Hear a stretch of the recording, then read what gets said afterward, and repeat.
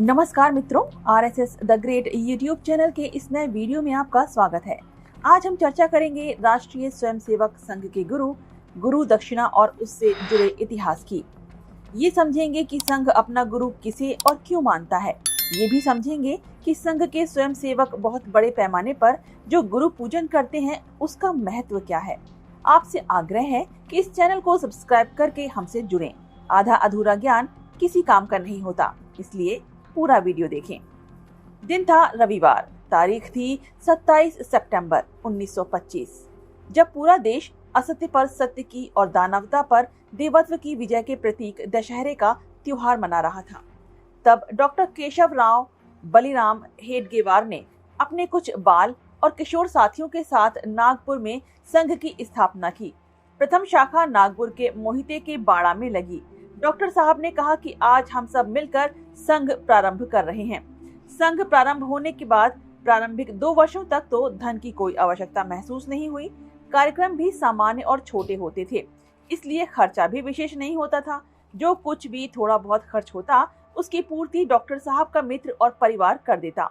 उनके मित्रों को ये पूरा विश्वास था कि डॉक्टर साहब देश सेवा का कार्य कर रहे हैं, इसलिए वर्ष भर में 1 या 2 बार वो बड़ी खुशी से संघ का कार्य करने के लिए आर्थिक मदद देते थे।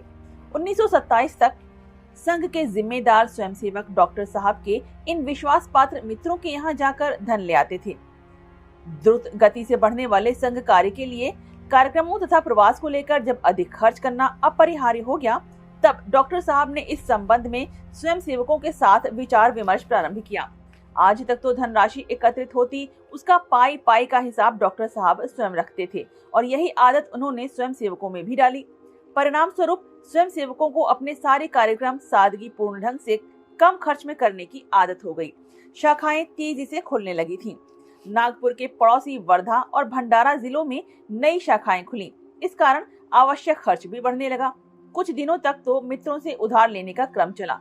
मित्र भी बड़ी आस्था से रकम उधार देते और वापसी की कोई जल्दबाजी नहीं की जाती। फिर भी उधार ली गई रकम आखिर कभी न कभी वापस करनी है, ये चिंता उन्हें अवश्य होती थी।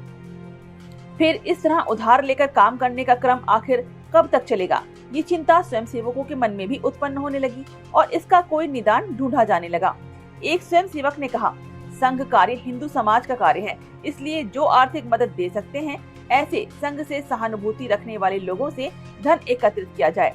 अन्य स्वयंसेवक ने भी इस सुझाव का समर्थन करते हुए कहा कि समाज जीवन की उन्नति के लिए चलने वाले सभी प्रकार के कार्य आखिर लोगों द्वारा दिए गए दान, अनुदान और चंदे की रकम से ही चलते हैं, अतः हमें भी इसी तरीके से धन जुटाना चाहिए।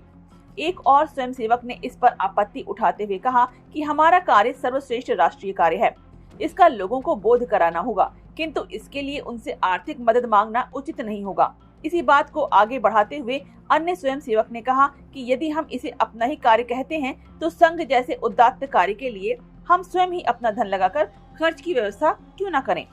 डॉक्टर साहब ने उसे अपना विचार अधिक स्पष्ट रूप से कहने का आग्रह किया। तब उस स्वयंसेवक ने कहा, अपने घर में कोई धार्मिक कार्य अथवा विवाह आदि कार्य होते हैं, कोई अपनी लड़की के विवाह के लिए चंदा एकत्रित करके धन नहीं जुटाता।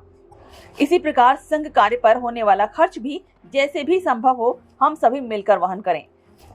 स्वयंसेवक खुले मन से अपने विचार व्यक्त करने लगे। एक स्वयंसेवक ने कहा कि संघ कार्य तो जीवन का सर्वश्रेष्ठ कार्य है, वो अपना ही कार्य है, इसलिए हमें अपने व्यक्तिगत खर्चों में कटौती करके संघ कार्य के लिए जितना अधिक दे सकें उतना हमें देना चाहिए। ये भावना स्वयंसेवकों में निर्माण होनी चाहिए।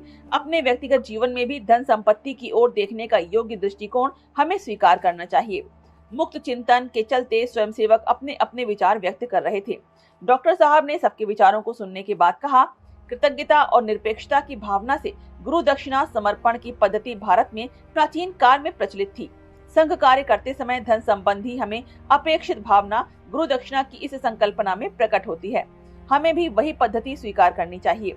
डॉक्टर हेडगेवार के इस कथन से सभी स्वयंसेवकों के विचार को एक नई दिशा मिली और विशुद्ध भावना से गुरु दक्षिणा समर्पण का विचार सभी स्वयंसेवकों के हृदय में बस गया। 2 दिन बाद ही व्यास पूर्णिमा थी। गुरु पूजन और गुरु दक्षिणा समर्पण के लिए परंपरा से चला आ रहा ये पावन दिवस सर्वदृष्टि से उचित था। इसलिए डॉक्टर हेडगेवार ने कहा कि इस दिन सुबह ही स्नान आदि विधि पूर्ण करके हम सारे स्वयंसेवक एकत्रित हो जाएंगे और श्री गुरु पूर्णिमा व श्री गुरु दक्षिणा का उत्सव मनाएंगे। डॉक्टर साहब की इस सूचना को सुनते ही घर में लौटते समय स्वयंसेवकों के मन में विचार चक्र घूमने लगा। परसों हम गुरु के नाते किसकी पूजा करेंगे? स्वयंसेवकों का गुरु कौन होगा? स्वाभाविकता सबके मन में ये विचार आया कि डॉक्टर साहब के सिवा हमारा गुरु कौन हो सकता है।